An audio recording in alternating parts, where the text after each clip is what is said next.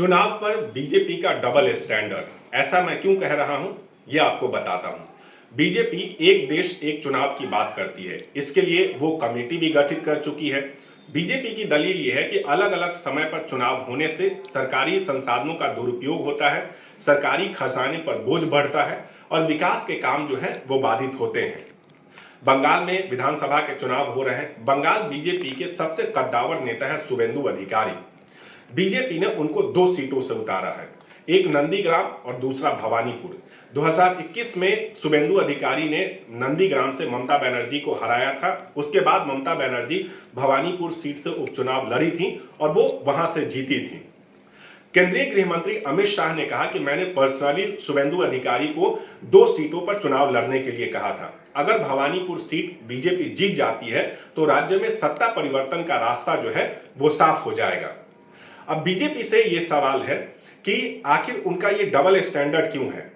अगर शुभेंदु अधिकारी दोनों सीटों पर चुनाव जीत जाते हैं तो कोई एक सीट छोड़नी पड़ेगी और वहां से जो सीट छोड़ेंगे वहां पे उपचुनाव कराना पड़ेगा, तो वहां भी सरकारी खजाने पर बोझ बढ़ेगा, संसाधनों का दुरुपयोग होगा, विकास के काम बाधित होंगे।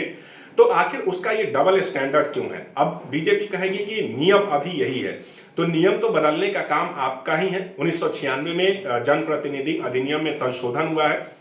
उसके बाद 1996 से पहले जो है वो एक उम्मीदवार कई सीटों पर चुनाव लड़ते थे, लेकिन 1996 में संसद में जनप्रतिनिधि अधिनियम में संशोधन हुआ और उसके बाद 2 सीटों पर एक उम्मीदवार के चुनाव लड़ने का प्रावधान बनाया गया।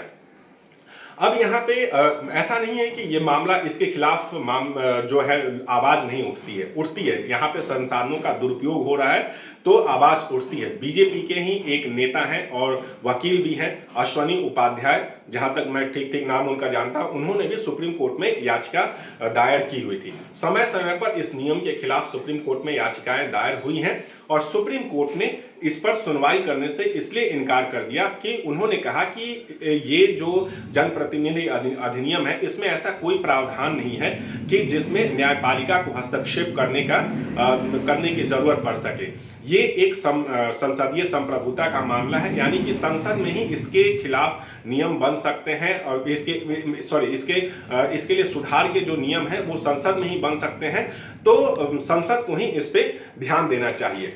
एक बार 2018 में केंद्र सरकार, 2014 से बीजेपी की सरकार है, 2018 में भी ये मामला केंद्र में पहुंचा था तो मोदी सरकार ने जवाब दिया था, तर्क दिया था कि कानून किसी उम्मीदवार के चुनाव लड़ने के अधिकार को और उम्मीदवारों की राजनीतिक पसंद को कम नहीं कर सकता है। एक उम्मीदवार द्वारा एक चुनाव में 2 सीटों पर चुनाव लड़ने पर प्रतिबंध के लिए एक विधायी संशोधन की आवश्यकता होगी।